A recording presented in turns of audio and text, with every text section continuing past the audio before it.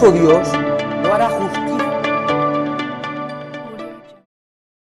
Muy bien, estimados hermanos, vamos a seguir con nuestra serie en el Sermón del Monte y para ello os invito a abrir vuestras Biblias en el Evangelio según San Mateo, capítulo 6, y vamos a hacer lectura de los versículos 5 al 9. Evangelio según San Mateo, capítulo 6, versículo 5 hasta el 9. Dice así la santa palabra del Señor. Y cuando ores, no seas como los hipócritas, porque ellos aman el orar en pie, en las sinagogas y en las esquinas de las calles, para ser vistos de los hombres. De cierto os digo que ya tienen su recompensa. Mas tú, cuando ores, entra en tu aposento y cerrada la puerta, ora a tu Padre que está en secreto, y tu Padre que ve en lo secreto te recompensará en público. Y orando no uséis vanas repeticiones como los gentiles, que piensan que por su palabrería serán oídos. No os hagáis pues semejantes a ellos, porque vuestro Padre sabe de qué cosas tenéis necesidad, antes que vosotros le pidáis. Versículo 9.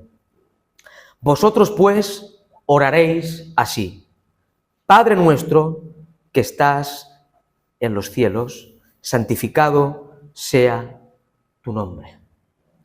Gracias, Señor, por este tiempo, Señor, en el que podemos un domingo más, Señor, abrir las Sagradas Escrituras, Señor, y poder exponer y predicar tu consejo, Señor. Te pido, Señor, que me utilices, Señor, para tu gloria, Padre. Yo soy un siervo inútil, incapacitado, Señor, no puedo dar nada, Señor, si no viene de ti, Padre. Te pido que me capacites, Señor, me des sabiduría y capacidad para poder transmitir tu palabra, Señor, con fidelidad, Padre. Y te pido que tu pueblo sea bendecido, edificado, Señor, y tú seas glorificado, Señor, en medio de tu pueblo. Gracias por este tiempo tan precioso. En el nombre de Jesucristo, Señor nuestro. Amén y amén. Muy bien, estimados hermanos, seguimos con nuestra serie en el Sermón del Monte y hoy vamos a ver algo acerca de la oración. Lo que leemos en esta porción de la Sagrada Escritura está vinculado con el tema de la oración.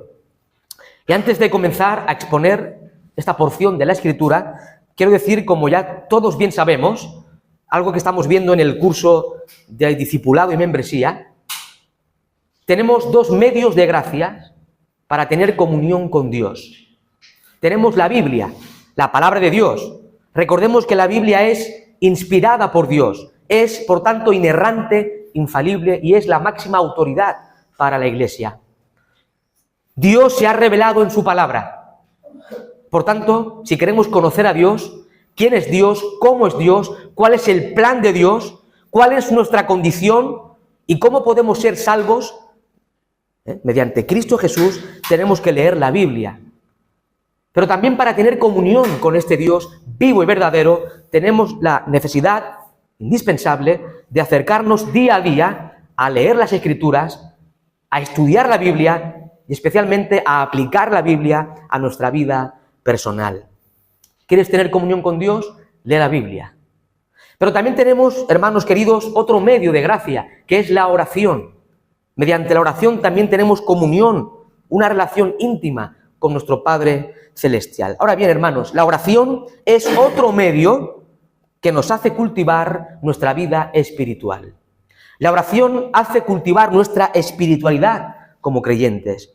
Decía alguien que la oración es la voz del alma que se dirige a Dios. A través de la Biblia, hermanos queridos, Dios nos habla a nosotros. Pero por medio de la oración, ¿verdad?, nosotros hablamos a Dios. Decía el gran teólogo del siglo XVI, Juan Calvino, decía que la oración es el alma de la fe. La oración es el alma de la fe. La fe en Cristo, nacida del Evangelio, no solo nos abre las puertas al conocimiento de Dios, también nos eleva al plano de una relación con Él particularmente privilegiada. La de un hijo respecto a su padre, hermanos queridos. La oración no debe ser para el creyente una imposición legalista, o algo mecánico. Ha de ser lo que su propia naturaleza es e implica, la respuesta del creyente al Dios que habla a través de su santa palabra. La oración, como todos bien sabemos, era una práctica común en el seno de la cultura judía, en el seno del judaísmo. Los hebreos solían orar, como todos sabemos, al menos 3 veces al día. Los evangelios nos presentan a un Cristo orante. Jesús se apartaba en diferentes momentos de su ministerio a solas. Se retiraba para orar, para tener comunión con su Padre. Y recordemos algo sumamente fundamental, estimados hermanos. Cristo es nuestro paradigma. Cristo es el modelo a seguir para el creyente. Cristo nos ha dejado sus pisadas para que andemos tras ellas. Cristo es nuestro modelo, ¿verdad? Puestos los ojos en Cristo. Y también si seguimos a Cristo como modelo para nuestras vidas, nosotros como creyentes, como discípulos de Cristo, debemos cultivar una vida de oración. Cristo oraba, los discípulos también debemos orar. Habiendo dicho esto, a modo de introducción, leemos así. Cristo dice, Mateo 6:5, y cuando ores, no seas como los hipócritas, porque ellos aman el orar en pie en las sinagogas y en las esquinas de las calles para ser vistos de los hombres. De cierto os digo que ya tienen su recompensa. En los versículos anteriores, el domingo anterior, vimos que Jesús condena la hipocresía de los fariseos y escribas de aquel contexto, de aquella época. Los fariseos, los escribas, estos líderes de la nación de Israel, practicaban ciertas obras de piedad, como la limosna, la oración y el ayuno. Prácticas que son buenas si se hacen con un corazón sincero delante de Dios. Estas obras, como la limosna, la oración, el ayuno, cuando se hace con un corazón sincero delante del Señor, glorifican a Dios, honran el nombre de Dios. Pero cuando se hacen con una motivación incorrecta, ¿verdad? Esto es hipocresía. Los líderes como escribas y fariseos hacían lo correcto, pero con una motivación incorrecta. ¿Era correcto dar limosna, orar y ayunar? Evidentemente. Pero su motivación principal era verse ellos ante los demás.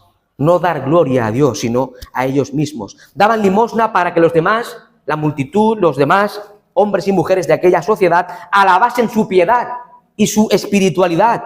Y hermanos queridos, esta hipocresía, esta ostentación religiosa es un pecado terrible a los ojos del Señor. En este mismo contexto, en este mismo hilo, Cristo advierte, en esta porción que hemos leído, advierte a sus oyentes, muy especialmente a sus discípulos, a guardarse de la hipocresía en la oración, a guardarse de la hipocresía en la práctica de la oración. Los líderes judíos, como nos dice el pasaje, deseaban orar en todos los lugares para ser vistos por los hombres. Ellos oraban en las sinagogas. Las sinagogas de aquella época, pues como todos bien sabemos, era un lugar donde se reunían los judíos más devotos para orar, leer, exponer las escrituras del Antiguo Testamento en comunidad. No solo se hacían ver en las sinagogas, que eran lugares de culto, ocupando los mejores y más distinguidos asientos de la sinagoga, sino que los fariseos, los escribas y otros líderes judíos de aquella época se colocaban en las esquinas de las calles para ser vistos. Hermanos queridos, Iglesia del Señor, estos hipócritas religiosos ya tenían su recompensa. Su recompensa era el aplauso y la admiración de los demás. El aplauso y la admiración de los hombres. En todos sus ejercicios de piedad era obvio que su intención primordial era ser encomiados por los demás. Qué triste es esto, ¿verdad? Hacer cosas, hacer buenas obras, orar, ayunar, ayudar a los pobres con la motivación de ser vistos por los demás. ¡Qué hipocresía! Eso es un pecado terrible a los ojos del Señor. Hermanos queridos, nosotros que somos hijos de Dios, aquellos que hemos puesto nuestra fe y confianza en Cristo como Señor y Salvador de nuestras vidas, somos hijos de Dios. Y también recordemos de que somos hijos del reino. Hemos sido trasladados de las tinieblas al reino de su amado Hijo. Colosenses capítulo 1, versículo 13. Antes vivíamos bajo el dominio del mismo Satanás. Éramos esclavos del pecado. Estábamos destituidos de la gloria de Dios. Pero en un momento determinado, Dios, este Dios de toda gracia, infinito en gracia, bondad y misericordia, nos trasladó de las tinieblas al reino de Cristo. Y ahora estamos, hermanos queridos, en Cristo. Estamos en Cristo y estamos en su reino. Y por tanto, debemos acatar las leyes del reino, vivir conforme a la ética del reino de los cielos. Y nosotros, como discípulos de Cristo, como cristianos, como hijos del reino, debemos orar. Evidentemente, la oración es un mandamiento. Orad sin cesar. Pero hermanos, debemos orar no para ser vistos por los demás, no para que otros nos admiren y nos aplaudan. Esa no es una motivación correcta. Hermanos queridos, nuestra motivación en todo lo que hacemos debe ser la gloria de Dios. La gloria de Dios. Como decían los reformadores, soli Deo gloria. Solo a Dios la gloria. Hermanos queridos, como expresa el apóstol Pablo en 1 Corintios capítulo 10, todo lo que hagamos debe ser para su gloria. Hermanos queridos, iglesia del Señor, hagas lo que hagas, hazlo para la gloria del Señor, no para tu gloria, no para vanagloria, sino para la gloria de aquel que vive por los siglos de los siglos. Versículo 6, Mateo 6:6, dice así, dice el Señor Jesucristo: mas tú cuando ores, entra en tu aposento y cerrada la puerta, ora a tu Padre que está en secreto. Y tu Padre que ve lo secreto te recompensará en público. Ahora bien, la Escritura, la Biblia, la palabra de Dios, no condena la oración pública. No condena la oración pública. Tampoco la Biblia condena la oración individual ofrecida en lugar público. De hecho, sería algo tremendo y algo glorioso que oremos todo el tiempo. No solamente aquí en la iglesia, sino en casa, en el trabajo, en el coche, antes de arrancar el coche, si no, tendremos un accidente. Pero sería algo glorioso que oremos todo el día. De hecho, la Escritura nos manda orar sin cesar. Nuestra vida, hermanos queridos, debe ser una vida de oración continua a nuestro Señor. Pero hermanos, el Señor en esta porción de la Biblia no condena, ¿verdad?, el orar en público, ni mucho menos. Lo que el Señor condena es la oración ostentosa con una actitud hipócrita. Cristo condena la oración ostentosa con una actitud hipócrita. Dice un comentarista llamado William Hendrickson que el énfasis principal no está en el lugar de oración, sino en la actitud de la mente y el corazón. Hermanos, sea donde sea, podemos orar. Estemos en la circunstancia que estemos, en el lugar donde sea, debemos orar. Podemos orar con libertad al Señor. Pero nuestra actitud debe ser la correcta. La gloria de Dios y la obediencia a su santa palabra. La oración elevada a Dios, hermanos queridos, debe ser con un corazón sincero, no con hipocresía, con un corazón sincero lleno de devoción hacia Él, con el propósito de tener comunión con nuestro Padre Celestial, una relación íntima con Dios para adorarle, alabarle solo a Él. Como dice el salmista, no a nosotros, sino a Dios la gloria. Ahora, hermanos queridos, las oraciones de los fariseos de aquella época no eran atendidas por Dios. Las oraciones de los fariseos y escribas de aquella época no eran atendidas por Dios. De hecho, podemos ver en algún pasaje de la Escritura la tremenda arrogancia, la vanagloria y la hipocresía de los fariseos en sus oraciones. Y vamos a ver un ejemplo clásico. Os invito al Evangelio según San Lucas, capítulo 18.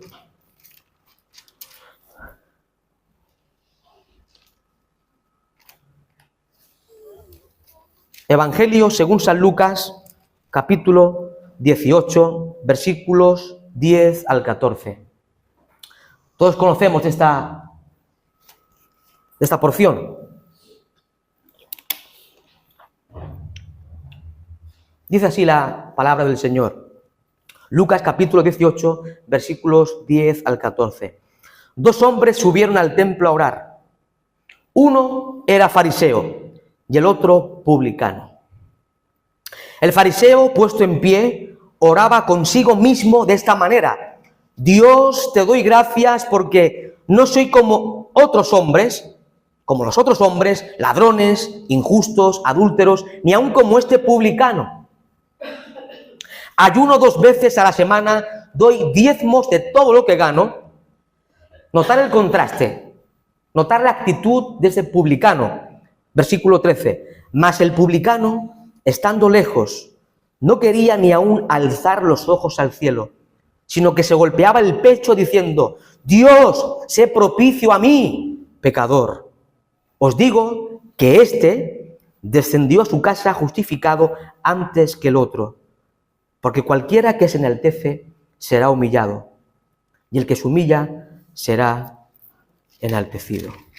Qué tremenda porción de la palabra de Dios. Ahí tenemos a 2 hombres, a un fariseo, uno de los grandes líderes de la nación de Israel en aquella época, un hombre respetado por todos, un hombre que conocía profundamente la ley de Moisés, un doctor de la época.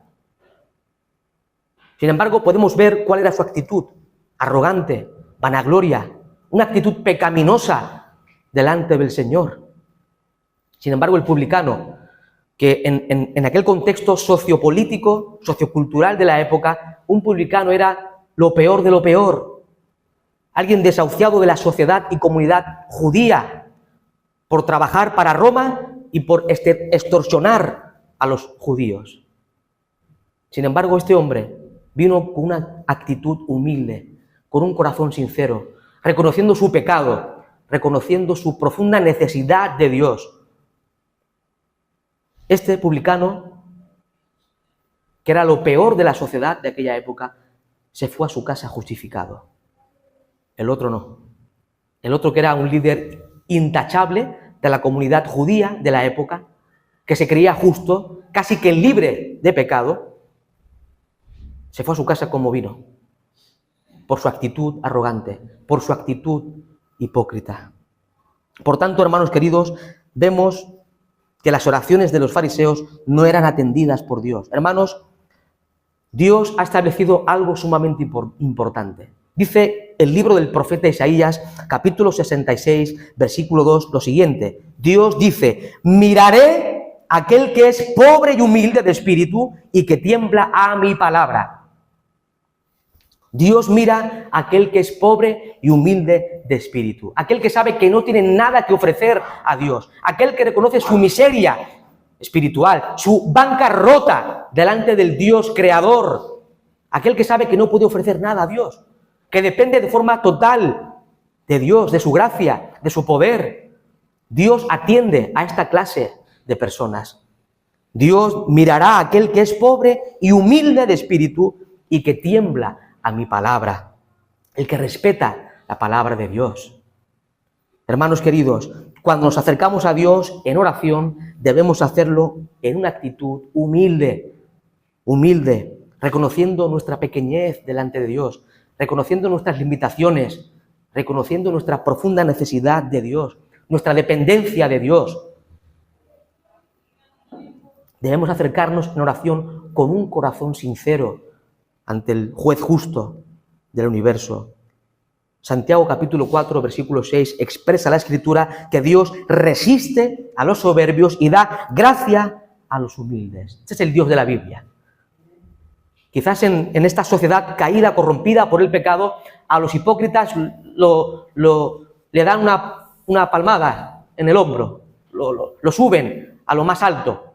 Dios resiste a los soberbios y da gracia a los humildes. Dios aborrece la hipocresía, Dios aborrece a los soberbios y arrogantes. Dios atiende a aquel que es pobre en espíritu y humilde delante de Él. Ahora, ¿con qué motivación, como dijimos el otro día, con qué motivación hacemos las cosas? ¿Con qué motivación ayudamos a los más necesitados? ¿Con qué motivación oramos al Señor? Hermanos, analicemos cuál es nuestra motivación en lo más profundo de nuestro corazón. ¿Ser vistos por los demás o glorificar a Dios? Obedecer a su santa palabra. Tengamos cuidado, hermanos, con la hipocresía. Cristo advirtió a sus discípulos para que tuviesen cuidado de la hipocresía. Es fácil caer en una actitud hipócrita, querer aparentar algo que no somos. Cristo reprendió duramente en Mateo capítulo 23 a estos fariseos y escribas, porque eran profundamente hipócritas. Cristo aborrece la hipocresía. Tengamos cuidado con la hipocresía en este contexto, en nuestra actitud cuando oremos al Señor. Y hermanos queridos, como leemos en el pasaje, ¿verdad? Debemos esperar, mejor dicho, ser recompensado por Dios, no por los hombres.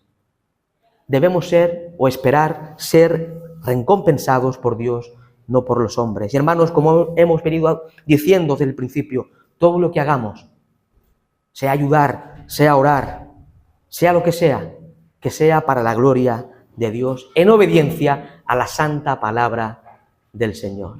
Esa debe ser tu motivación y la mía. La gloria de Dios, la obediencia a Dios. Versículo 7, dice Cristo, y orando no uséis vanas repeticiones como los gentiles, que piensan que por su palabrería serán oídos. No os hagáis pues semejantes a ellos, porque vuestro Padre sabe de qué cosas tenéis necesidad antes que vosotros le pidáis. Los paganos de aquella época, los paganos repiten y repiten en sus oraciones pensando que mientras más larga y ruidosamente oran, mayor será la posibilidad de éxito en la recepción de lo que ellos desean. Esta práctica Jesús la condena. La mera palabrería en nuestras oraciones. Hermanos, tengamos cuidado con la actitud de los paganos. A no hablar por hablar meras palabrerías en nuestras oraciones. Dios conoce todo acerca de nosotros. El repetir palabras tras palabras no es una varita mágica para que Dios te atienda. Dios ya conoce lo que hay en tu corazón.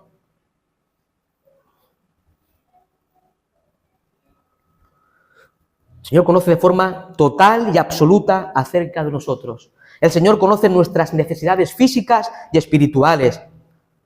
Los hipócritas fariseos de aquella época eran culpables de dos grandes faltas cuando oraban. En primer lugar, vanagloria y en segundo lugar, vana repetición.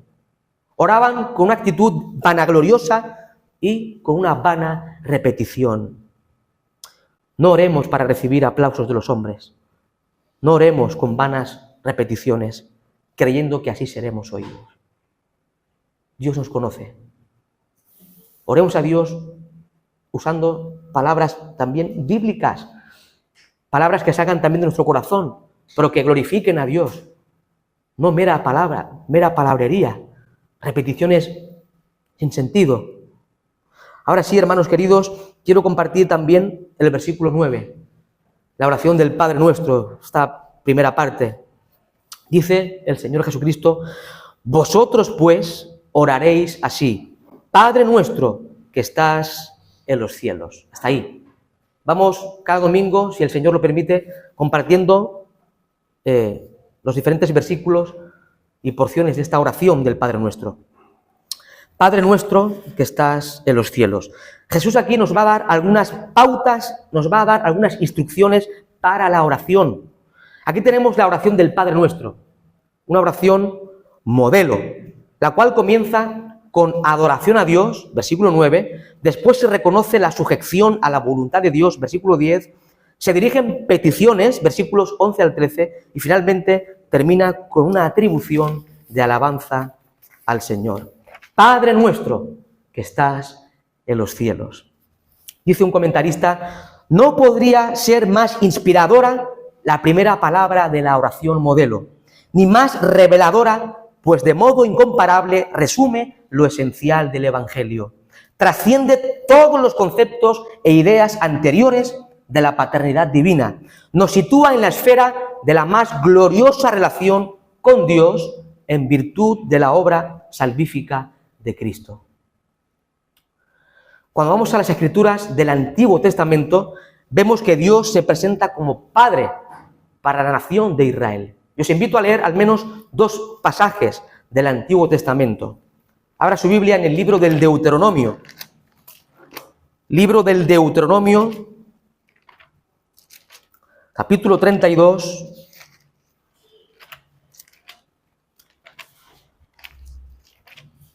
versículo 6.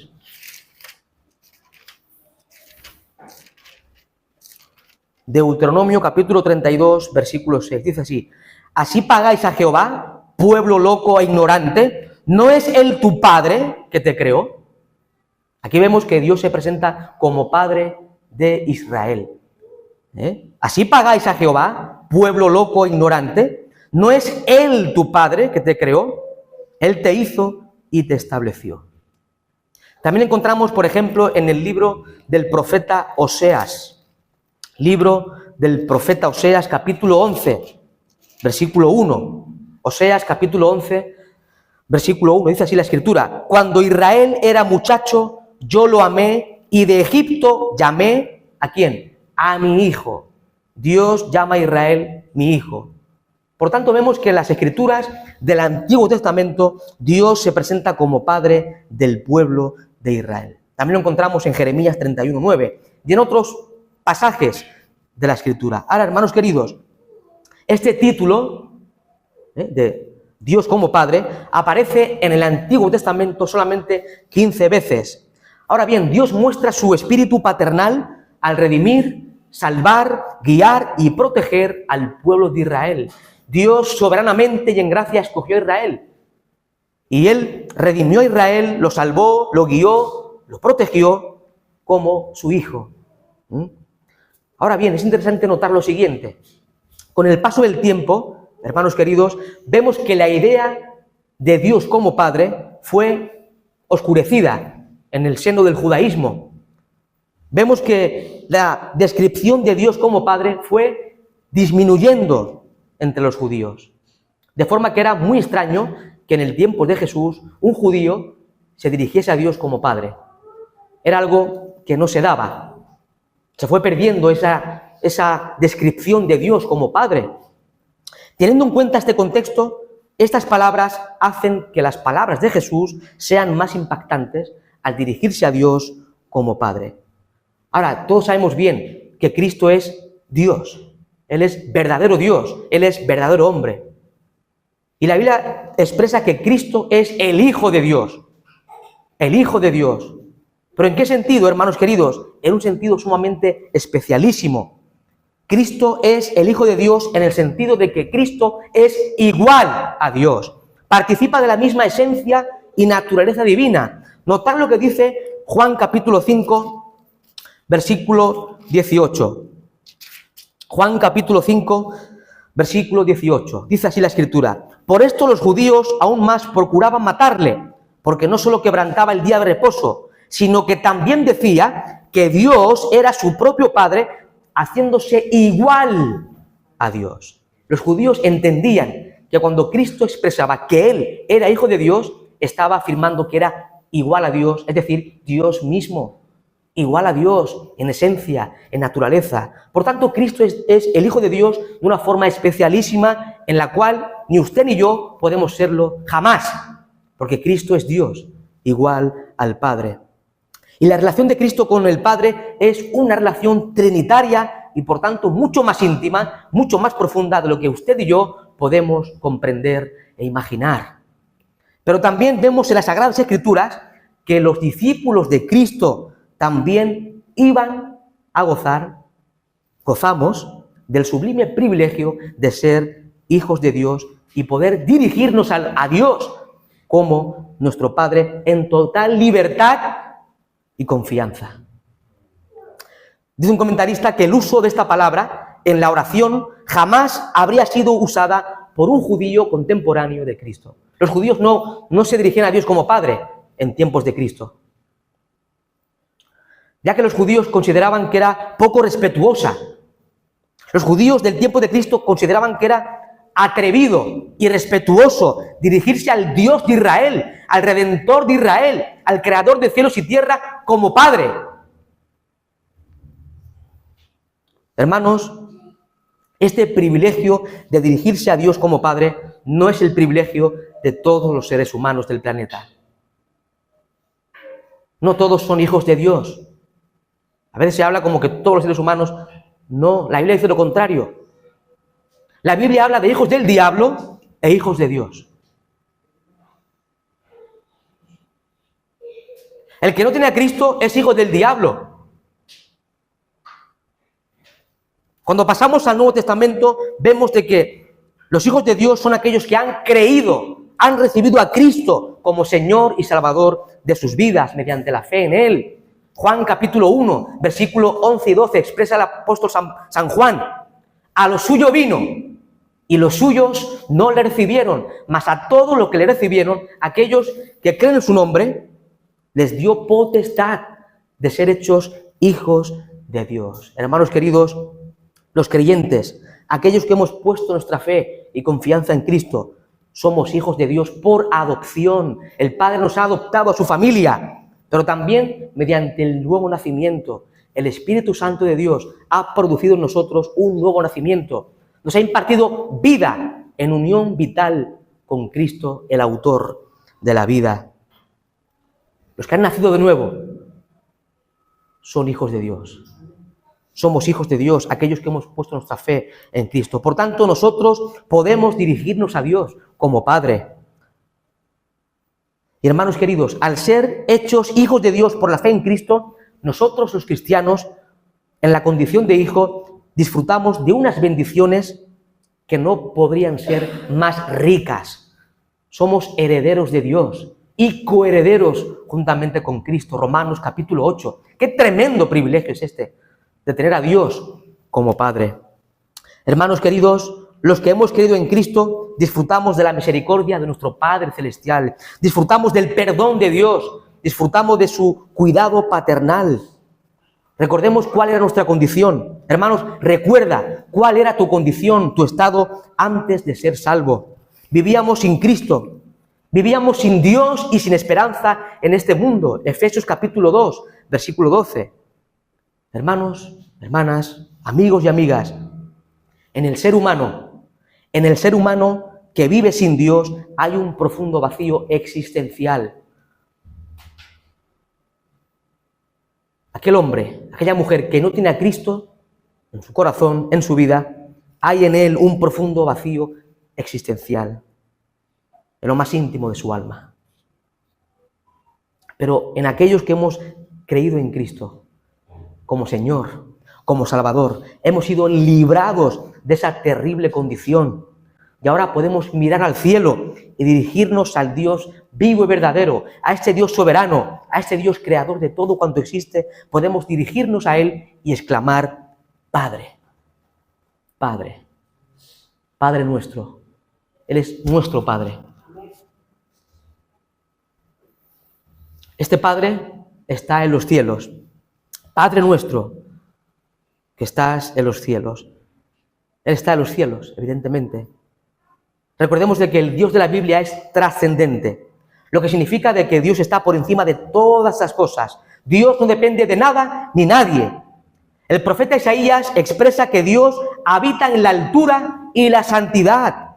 Este Dios, hermanos, que es altísimo, que está en el trono más sublime del universo, es infinito, es omnipresente y por tanto está en todo lugar de este universo al mismo tiempo. Salmo 139 lo enseña. No existe un solo rincón en este vasto e inmenso universo donde Él no esté.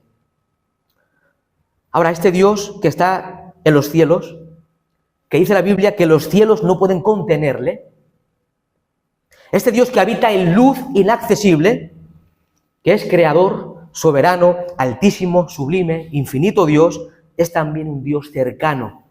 Es un Dios cercano. Cercano a nosotros. Él está a nuestro lado. Y como hijos suyos, hermanos queridos, como hijos suyos podemos hablar con Él como Padre nuestro. Dice un comentarista que desde el cielo Dios tiene una visión amplia y clara de todas nuestras necesidades, de nuestros problemas y de todas nuestras debilidades. Hermanos queridos, tu Padre Celestial, que está en los cielos y al mismo tiempo está en todo lugar del universo, conoce, sabe tus problemas, conoce todas tus debilidades y tus necesidades, tanto espirituales como físicas. Qué consuelo produce esto, ¿verdad? El Señor conoce. El Dios de la gloria conoce cuando pasas por el valle de sombra de muerte. Dios conoce tu profunda aflicción, tu dolor y tus lágrimas. Este Dios que hemos dicho que está sentado en el trono más sublime del universo, está en control de todas las cosas. Él es soberano. Y Él tiene el control desde la partícula más diminuta hasta la galaxia más remota y más grande. Dios es soberano y tiene control de todas las cosas de este universo. Este Dios tan grande, infinito, sublime, incomparable Dios es nuestro Padre. Decía R.C. Sproul, un teólogo que ya partió con el Señor, decía que Jesús nos dio el privilegio incomparable de llamar a Dios Padre.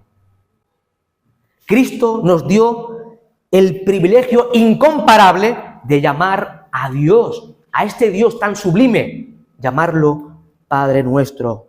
Hermanos, ahora, por medio de la obra perfecta de Cristo en nuestro lugar, mediante los méritos de Cristo, tenemos acceso ante el trono de la gracia para hallar gracia y misericordia en los momentos difíciles. Notar lo que expresa el escritor de Hebreos. Hebreos capítulo 4, versículo 16. Dice así la santa palabra del Señor. Acerquémonos, pues, confiadamente al trono de la gracia, para alcanzar misericordia y hallar gracia para el oportuno socorro. Ahora tenemos acceso al trono de la gracia. Antes estábamos lejos de Dios, separados de Cristo, destituidos de su gloria.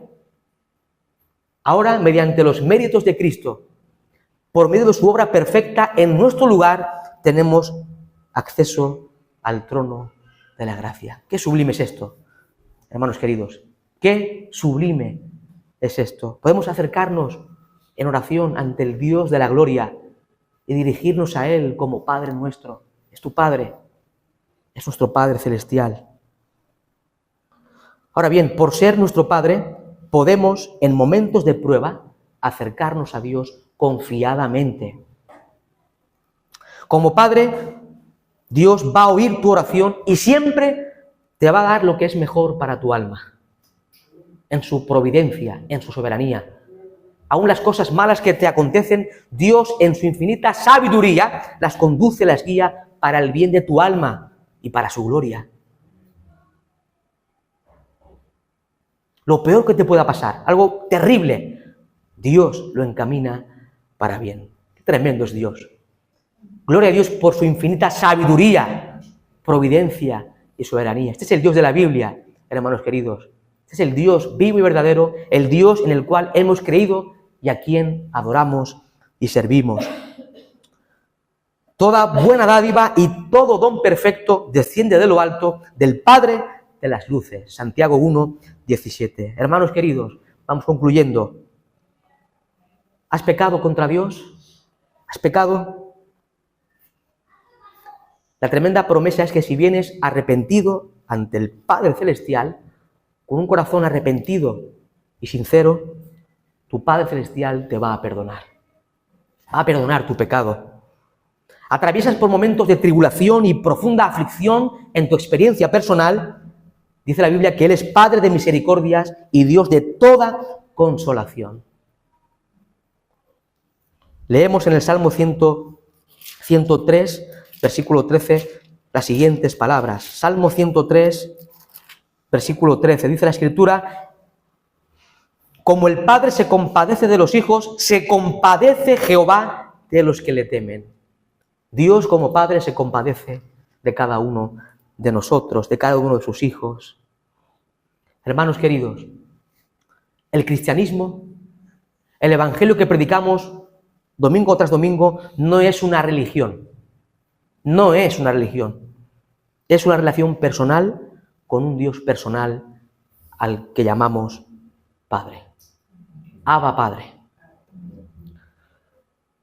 Y antes de concluir, quisiera decir que la confianza filial que tenemos con nuestro Padre jamás debe excluir la reverencia, la humildad y la confesión de nuestra miseria moral. Hermanos, es cierto que Dios es nuestro Padre Celestial y tenemos total libertad y confianza para orar y dirigirnos a Él, pero cuidado cómo lo hacemos. No es un hombre cualquiera, no es un hombre, Dios no es un hombre, ¿sí? No es un Dios rebajado, es el Dios vivo y verdadero, es aquel que es santo, santo, santo. Cuidado cómo nos acercamos ante Él. Debemos hacerlo con reverencia suprema, sublime, ante el trono de Dios. ¿Tenemos acceso a Dios, a su trono? Claro que sí, pero tenemos que acercarnos en total reverencia y humildad, porque Él es el santo, santo, santo. Ahora, quizás hay alguien aquí que no ha recibido a Cristo como Señor y Salvador de su vida. Quiero decir que si no tienes a Cristo, estás totalmente perdido, estás totalmente arruinado, vas camino al infierno por toda la eternidad. Pero la gran noticia que nos presenta la Biblia es que el Dios de la Biblia sigue salvando a hombres pecadores. Dios sigue salvando a hombres pecadores. Y si vienes ante el Señor con un corazón arrepentido y creyendo en Cristo como Señor y Salvador de tu vida, no solamente vas a recibir el regalo de la salvación y la vida eterna, no solamente vas a recibir la esperanza de gloria que solamente está en Cristo, sino que vas a ser adoptado por Dios en su familia y vas a ser hecho hijo de este Dios sublime y glorioso, heredero de Dios y coheredero con Cristo. Por tanto, ven a Cristo en esta mañana con un corazón sincero, arrepentido, creyendo en Él como Señor y Salvador de tu vida. Y al instante Dios va a perdonar todos tus pecados, te va a dar vida eterna, salvación y una esperanza de gloria. A los suyos vino y los suyos no le recibieron, mas a todos los que le recibieron, a los que creen en su nombre, les dio potestad de ser hechos hijos de Dios. Ven a Cristo y hallarás la vida. Gracias, Padre, por este tiempo.